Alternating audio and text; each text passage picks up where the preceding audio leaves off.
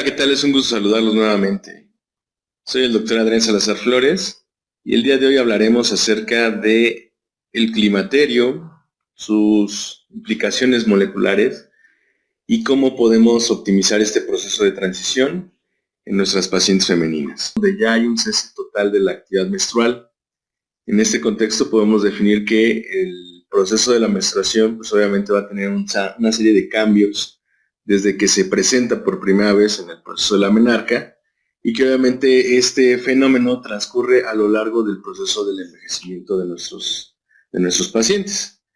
El fenómeno precisamente de la menopausia va a ocurrir cuando ya hay una modificación en cuanto a la reserva ovárica. Sabemos que el proceso meiótico que va a condicionar esta actividad de la modificación ovárica se va a dar su segunda actividad meiótica en el proceso madurativo, precisamente en la adolescencia, cuando ya hay una serie de cambios a nivel hormonal que van a condicionar que haya una actividad sobre todo de hormonas estimulantes del folículo y de la hormona luteinizante, y que estos eventos van a estar potenciados precisamente por la actividad de la actividad progesterona y del estrógeno. Estos eventos precisamente a lo largo de la vida del paciente van a estar siendo modificables precisamente por la reserva de este tipo de ovocitos que a lo largo de su trayectoria van a ir madurando y se van a ir acabando conforme vaya haciendo el estímulo hormonal. De tal manera que entonces entendemos que la menopausia pues es ese proceso donde ya no hay una reserva ovárica eficiente, ya empezamos a tener una modificación en cuanto al tonotrofismo de la actividad del ovario, y que estos elementos precisamente van a estar condicionados hacia una serie de adaptación precisamente hacia la transición en cuanto a la producción de estrógenos, a la producción de hormona folículo estimulante y a la inhibición de la actividad luteinizante a nivel del ovario. Este proceso precisamente se le considera entonces como climaterio. Es la actividad de transición que vamos a tener sobre la etapa reproductiva y la no reproductiva, y este proceso se regula hacia un año antes de la presencia de la menopausia y hacia un año después de haberse generado ya la menopausia. De tal manera que si nosotros tenemos pacientes que están en este proceso o que obviamente ya llevan un rato con sintomatología vinculada al climaterio, pues entonces ya podemos condicionar que hay una serie de eventos de fallo inmunológico que están generando la perpetuación de este proceso de transición. Y precisamente en este contexto debemos de visualizar la actividad que vamos a regular sobre todo en la modulación neuroendocrina, precisamente recordando que el eje hipotálamo, hipófisis, ovario tiene mucho que ver sobre todo por la regulación que vamos a buscar en este proceso de optimización del climaterio. Cuando nosotros entendemos este concepto de que hay una falla precisamente y un proceso adaptativo hormonal debido a que ya no hay una reserva ovárica, ya no hay un órgano o un target endocrino donde va a necesitar hacerse ese estímulo, entra en función una hormona específica que vamos a considerar como inhibinas. Las inhibinas precisamente son aquellas hormonas que van a estar generando precisamente esa perpetuación de la estimulación de la hormona folículo estimulante, y que obviamente por un efecto de retroalimentación negativa, la FSH, va a estarse presentando precisamente a modo de que busque nuevamente hacer esa estimulación a nivel ovárico. Al momento que ya no hay una reserva ovárica eficiente o que ya no hay la suficiente cantidad de folículos que nos permitan hacer este proceso de liberación, entonces es cuando ya se generan los síntomas clínicos relacionados al climaterio, que son los síntomas de vasoespasmo, las modificaciones neuroendocrinas, los cambios de humor, las actividades de regulación a nivel endotelial, que obviamente van a generar una potenciación del fenómeno de la senescencia asociado a una modificación endotelial, como vamos a ver a continuación.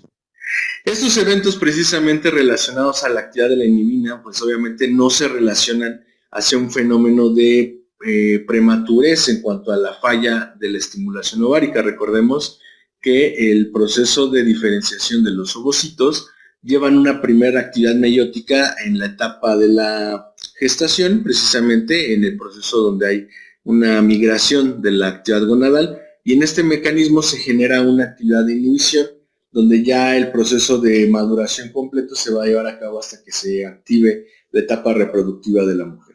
Sin embargo, estos elementos se pueden ver afectados precisamente por varios elementos epigenómicos, sobre todo vinculados al proceso del envejecimiento o al proceso de un fallo en cuanto a la actividad hormonal por falta de receptores. Podemos entonces entender que el mecanismo de envejecimiento ovárico no va a ser totalmente dependiente de una regulación cronobiológica. Podemos tener un envejecimiento prematuro, que es lo que se considera en aquellas pacientes que han tenido mecanismos de infertilidad precisamente por actividad metainflamatoria, sobre todo cuando hay una implicación inmunometabólica relacionada a la actividad estrogénica, sobre todo en el proceso de que haya una sobreexpresividad de aromatasas y que estos elementos de sobreexpresividad del estrógeno condicionen que haya un envejecimiento prematuro a nivel del ovario.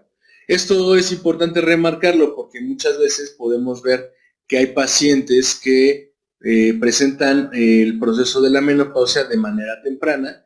Una de las indicaciones clínicas donde nosotros podemos valorar este fenómeno precisamente es entender cómo ha ido o cómo se ha ido presentando el proceso de la menopausia en las pacientes en función a sus antecedentes heredofamiliares, o sea, saber cómo era la menstruación de la abuela, qué características tenían sus ciclos, qué características tenían los ciclos de la madre, en qué etapa se desarrolló su menopausia de su madre, y obviamente estos elementos nos pueden dar una pauta más a conocer el estado del fenotipo de la paciente y considerar si realmente estamos entrando en un proceso de climaterio hacia una transición a menopausia de manera fisiológica o está habiendo una serie de cambios metabólicos que se vinculan a una prematurez en su senescencia hormonal. Esos procesos pues finalmente tienen una importancia real que va a impactar en el proceso de envejecimiento de estas pacientes y esto es precisamente debido a que el mecanismo de inflamación que se desencadena por el proceso de la transición hacia la actividad del climaterio va a condicionar precisamente una serie de cambios a nivel neuronal que se relacionan actualmente, que hay bastante evidencia donde se vincula a los procesos de incidencia de la neurodegeneración. Estos elementos precisamente se van a llevar a cabo porque consideramos que los mecanismos de regulación estrogénica que van a estar presentes en este proceso de transición van a activar no solamente la formación de estrógeno funcional, que en este caso sería el estradiol, sino que va a activarse ciertos procesos de disregulación, sobre todo por la actividad neuroinflamatoria de la microbia, que a su vez va a potenciar que haya una mayor estabilidad en cuanto a la liberación de ciertas hormonas estimulantes, en este caso FSH, y este proceso de la FSH va a potenciar que se activen aromatasas que consideren entonces la formación no solamente de estradiol, sino ya una formación de estrona, que en este caso pues es un estrógeno que no está funcionando en el caso de la mujer y que sí potencia precisamente actividades vinculadas a la presencia de actividad metainflamatoria a nivel de adipocito, actividad metainflamatoria a nivel de neuronas, activando precisamente procesos de regulación en la microglia que activa este proceso de liberación de inhibición de ciertos neurotransmisores, lo que se considera precisamente la parte fundamental del desarrollo de cambios en cuanto a la concentración de neurotransmisores como la serotonina. De tal manera que estos elementos, pues obviamente relacionados directamente a la inhibición de la actividad folicular, al descenso de estradiol, precisamente y a la elevación de estrona, a los elementos de modificación en cuanto a la actividad de la inhibina, van a potenciar precisamente que estos cambios perpetúen un proceso de modificación neuroinflamatoria precisamente y esto pues se va a relacionar directamente a los síntomas de cambios neuroendocrinos a nivel de la mujer. Refrescar. Entendemos entonces precisamente cómo el ovario va a ser una pieza fundamental de entender este tipo de cambio en transición hacia el climaterio y estos elementos precisamente van a potenciar también otro tipo de cambios metabólicos donde vamos a entender que la modificación ovárica también va a impactar directamente la función de la secreción de hormona de crecimiento, precisamente generando también una mayor presencia de senescencia.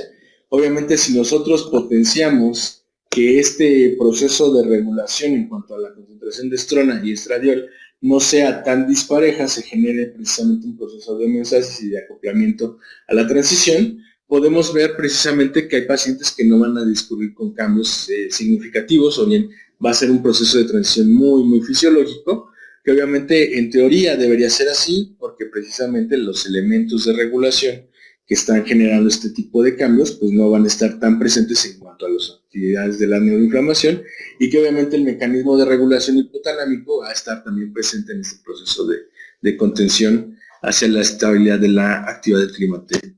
Sin embargo, bueno, pues tenemos que entender que hay fenómenos relacionados a la lesión génica. En este caso, entender que el proceso de esta transición que se lleva a cabo de manera muy eficiente va a depender mucho del estrés oxidativo, de los mecanismos de glicación, precisamente asociado a cambios que van a generar estos elementos en el proceso de la metilación aberrante, cambios en la actividad de las vías de transcripción, sobre todo que se activan ciertas vías metiinflamatorias como es NF-kappa beta, o bien procesos de regulación en cuanto a la liberación precisamente de algunas neurohormonas que van a condicionar precisamente la regulación ovárica en este caso, y que obviamente el declive de la actividad ovárica va a condicionar estos elementos en función a la capacidad de contención de la regulación inmunometabólica de la paciente. Es precisamente este proceso que nosotros vamos a tratar de vincular hacia un protocolo de contención. Este protocolo de contención, la idea es de que generemos nosotros una regulación del estrés oxidativo, una regulación de los elementos inmunometabólicos que permitan hacer esa menor actividad de lesión génica, que en este caso obviamente haya cierta liberación de algunas actividades peptídicas, sobre todo a nivel de los linfocitos T reguladores, y que estos elementos también se vean potenciados precisamente con la regulación, con el ejercicio de ennagrecimiento muscular, que va a ser una parte importantísima en la liberación de mioquinas a través de este proceso de regulación.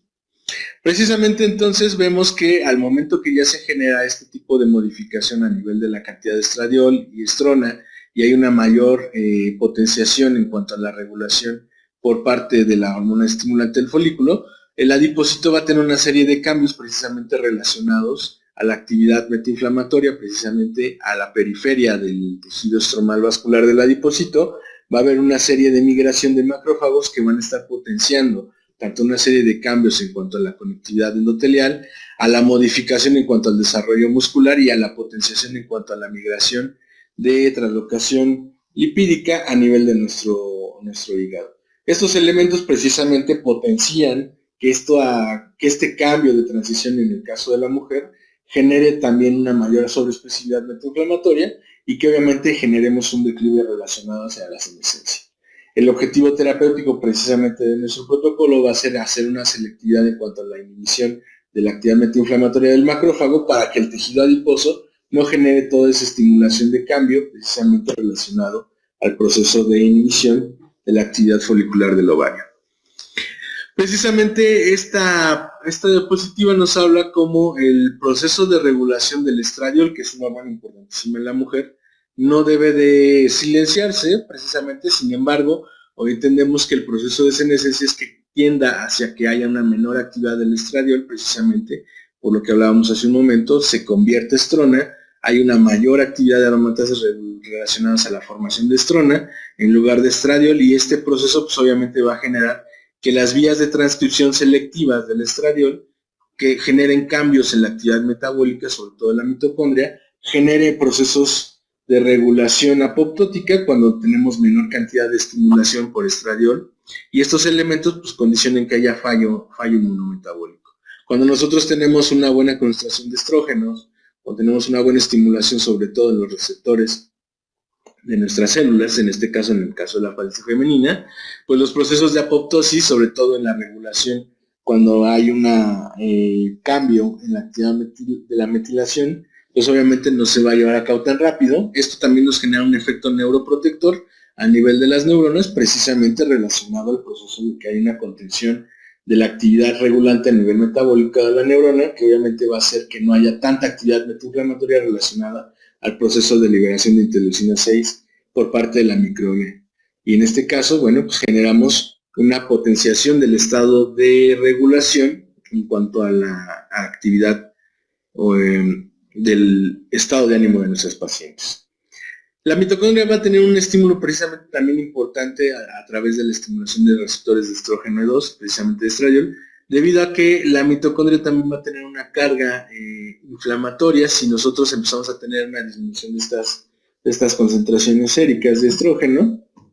Empezamos también a tener modificación en el proceso de la cadena respiratoria mitocondrial, lo que va a generar que haya una disrupción en cuanto a los niveles de energía, en cuanto a la formación de ATP, precisamente potenciando que haya una modificación en cuanto a la obtención de energía, precisamente condicionada hacia los procesos de modificación de las cadenas respiratorias, precisamente vinculados a vías anaerobias, y estas vías anaerobias, cuando no tenemos ese estímulo precisamente por estradiol, generan una potenciación de la formación de acilgliceroles, lo que precisamente estimula el desarrollo del tejido adiposo y la sobreganancia de peso en el caso de nuestras pacientes femeninas.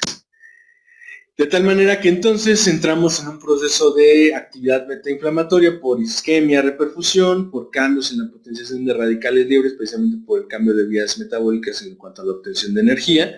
Y estos elementos pues se van a condicionar hacia una actividad neurodegenerativa precisamente por la inhibición de la estimulación por estradiol. Estos elementos precisamente se vinculan a la transición.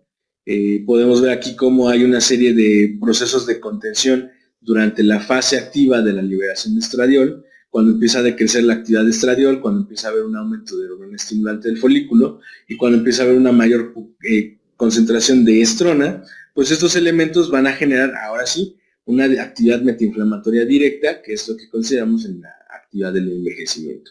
Estos elementos precisamente se van a generar o van a estar vinculados a los conceptos de liberación que vamos a tener en cuanto a nuestra potenciación inmunometabólica.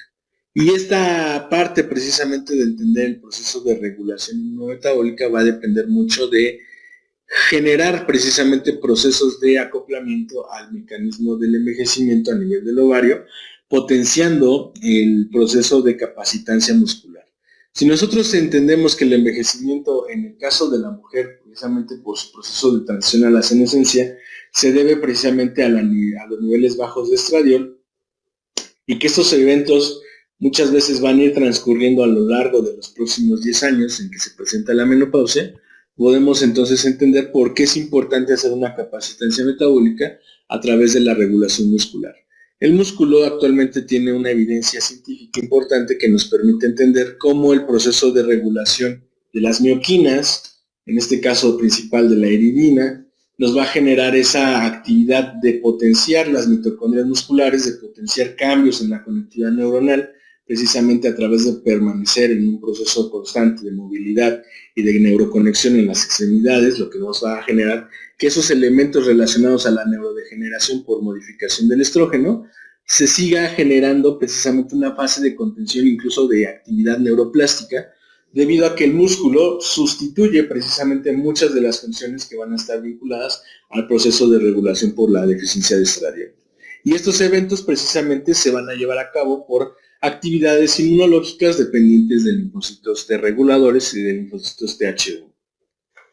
Precisamente esto nos da la pauta a entender por qué de manera prematura puede haber pacientes con infertilidad, con cambios del estado de humor, precisamente con brotes de depresión, o con brotes de ansiedad, con cambios en cuanto a la actividad del endotelio vascular, modificaciones incluso de la densidad ósea, precisamente de manera prematura, y esto precisamente nos va a dar la pauta de poder considerar que es muy importante considerar la parte de la actividad miofacial como un eje de regulación precisamente del ciclo neuroendocrino en nuestros dos géneros, femenino y masculino.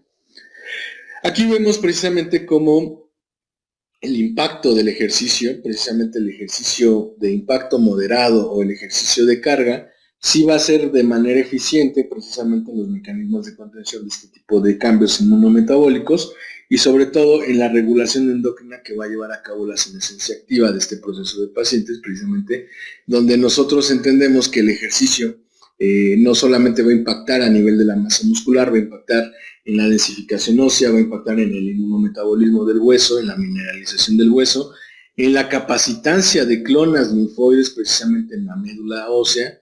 Estos elementos son importantísimos precisamente al considerar que el ejercicio va a potenciar esta regulación inmunometabólica, que obviamente esto también va a impactar en el funcionamiento entérico, también segunda estructura importante en cuanto a la regulación inmunológica por las placas de Peyer.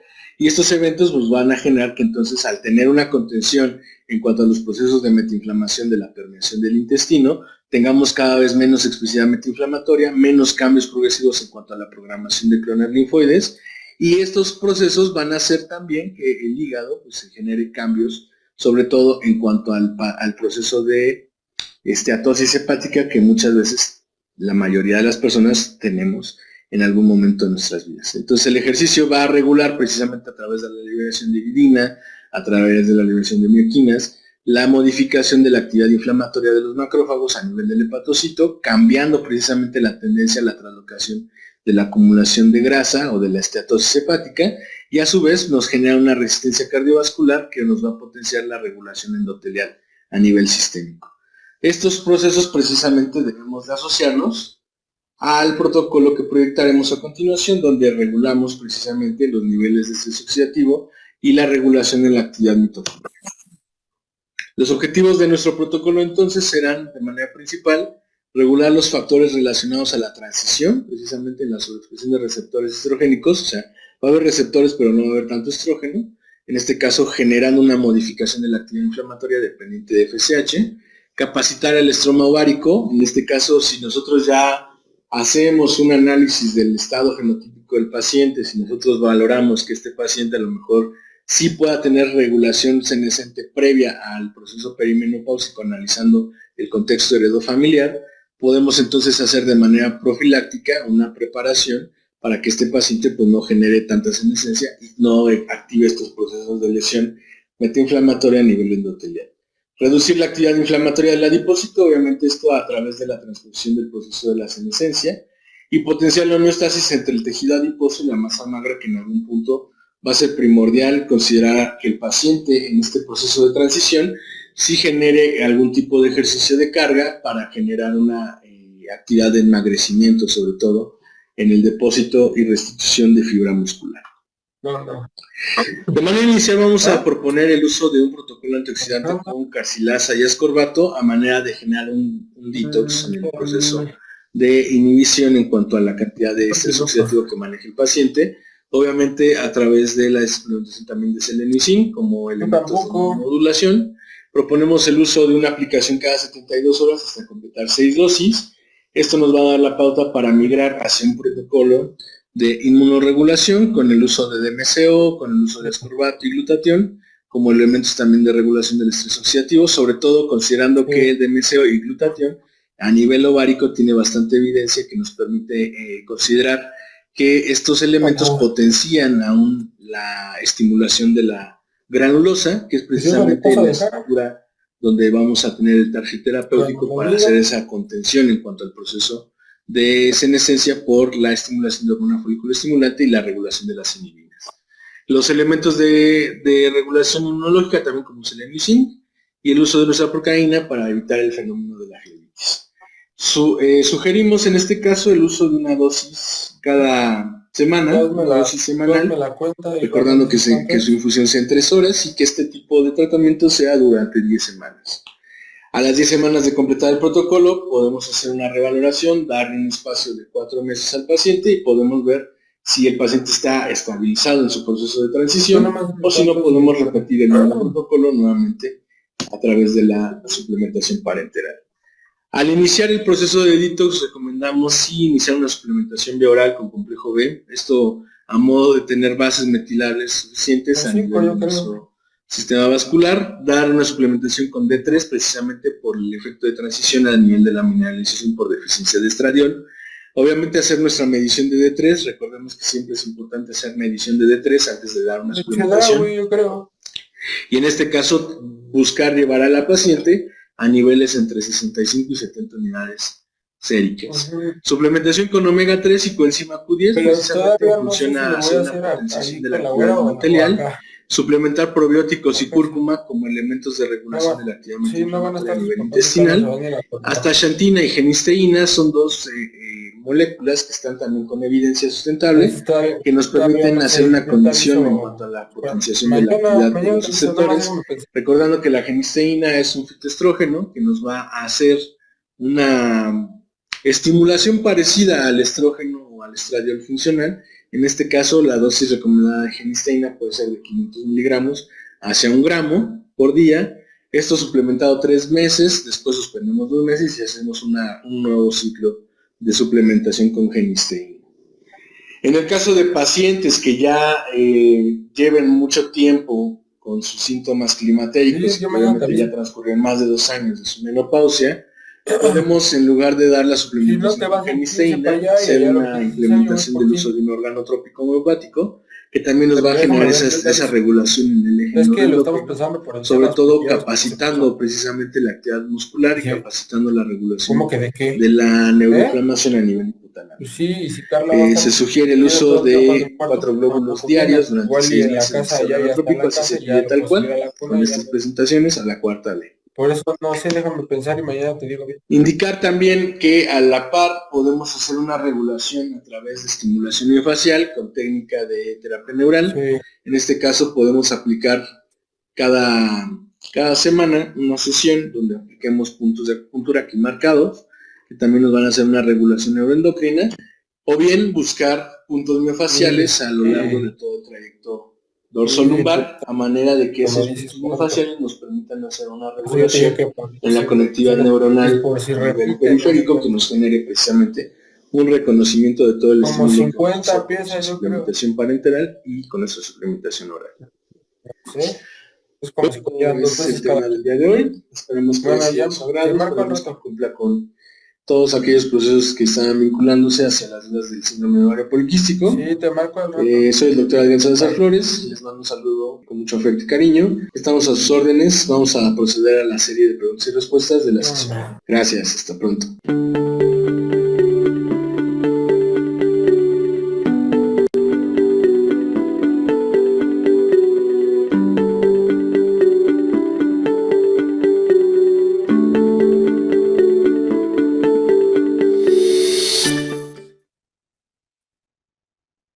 Muchas gracias a todos por continuar con nosotros. Les ofrecemos una disculpa, por ahí se activó el micrófono y bueno, pues escucharon ahí algunas pláticas.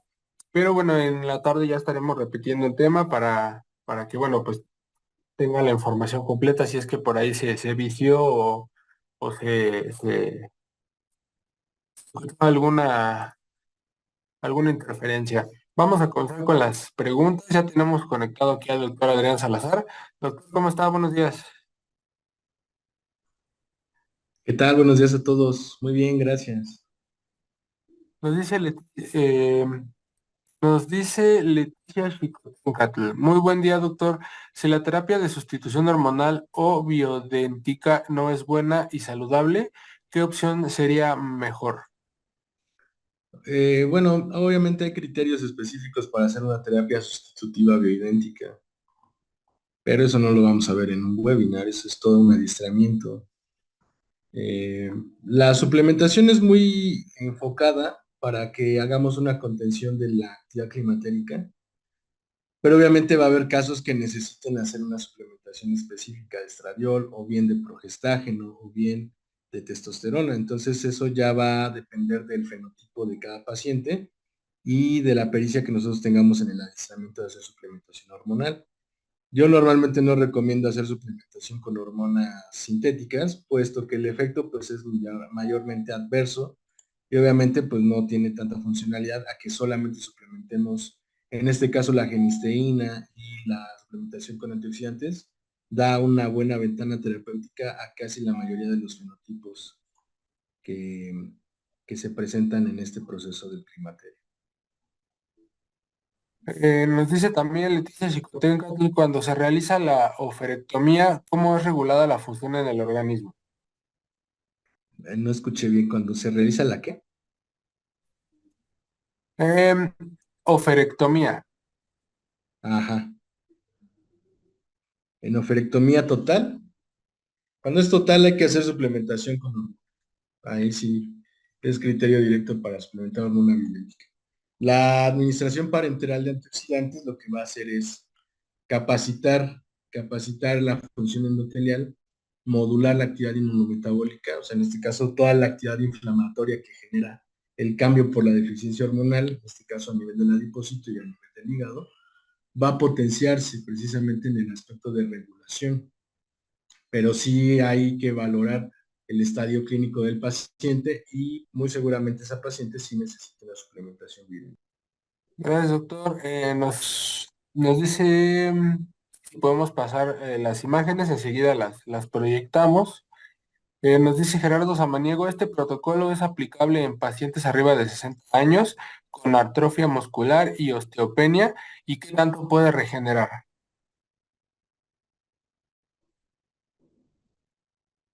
¿Qué tanto puede regenerar qué? ¿Hueso? Si es hueso, sí, va a ser totalmente funcional.